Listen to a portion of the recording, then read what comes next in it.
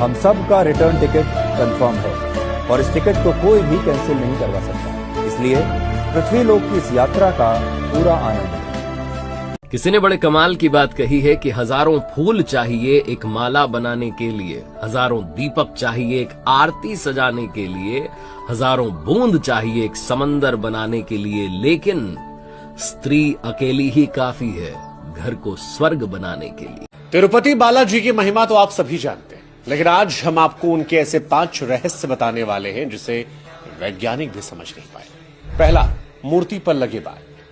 कहा जाता है कि मंदिर में भगवान वेंकटेश्वर स्वामी की मूर्ति पर लगे बाल असली हैं। दूसरा, समुद्र की लहरों की ध्वनि। यहां पर जाने वाले बताते हैं कि भगवान वेंकटेश की मूर्ति पर कान लगाकर सुनने पर समुद्र की लहरों की ध्वनि सुनाई पड़ती है। तीसरा, सदैव जलता हुआ दिया। भगवान बालाजी के मंदिर में एक दिया सदैव जलता रहता है, जिसमें दावा किया जाता है कि ना कभी तेल पड़ता है और ना घी। चौथा, गुरुवार को लगाया जाता चंदन का लेप। कहा जाता है कि भगवान बालाजी को जब चंदन का लेप लगाया जाता है तो उस लेप को जब हटाते हैं तो हृदय पर लगे चंदन में देवी लक्ष्मी की छवि दिखाई पड़ती है। और पांचवा, दावा है कि मूर्ति को पसीना आता है। मंदिर के वातावरण को ठंडा रखा आता है, इसके बावजूद मान्यता है कि बालाजी को गर्मी लगती है। उनके शरीर पर पसीने की बूंदें देखी जाती हैं, उनकी पीठ भी नम रहती है। क्या आप इन रहस्य को जानते थे? याद है मुझे आज भी 100 लोगों का छोटा सा गैदरिंग था। 100 लोगों में उन्होंने एक सवाल पूछा कि भारत का प्रधानमंत्री कौन है। उस वक्त कोई था, मुझे नाम नहीं याद उसका।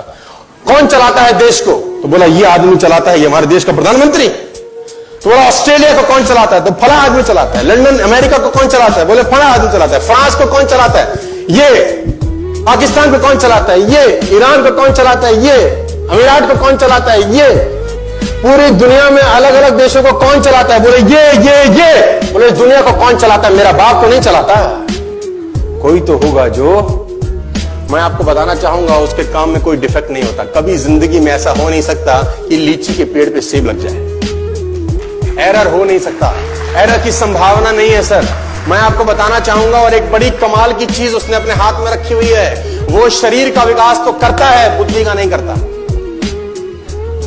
बड़ा कड़ाकाड़ा है। देखो, शरीर का विकास करने के लिए आपको कुछ करना पड़ता है, ऑटोमेटिक होता है ना, लेकिन बुद्धि का विकास करना पड़ता है। अगर बुद्धि का विकास भी भगवान करता होता तो सब बुद्ध होते कि नहीं होते?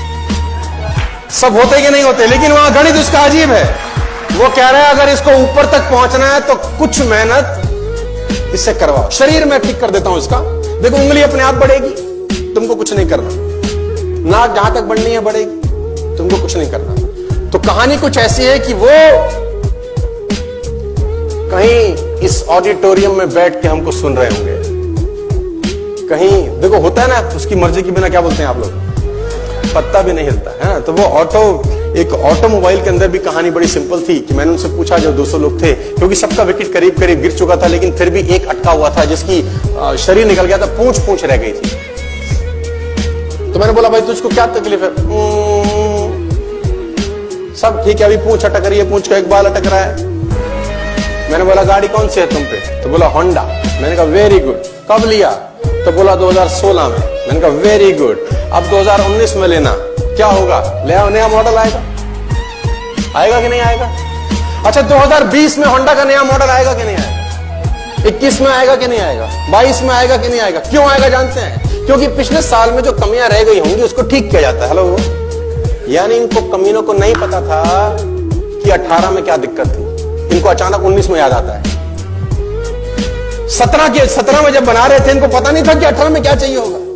यानी हर साल अपने आप को अपडेट करते हैं कि नहीं करते? लेकिन इसकी कहानी बड़ी कमाल है।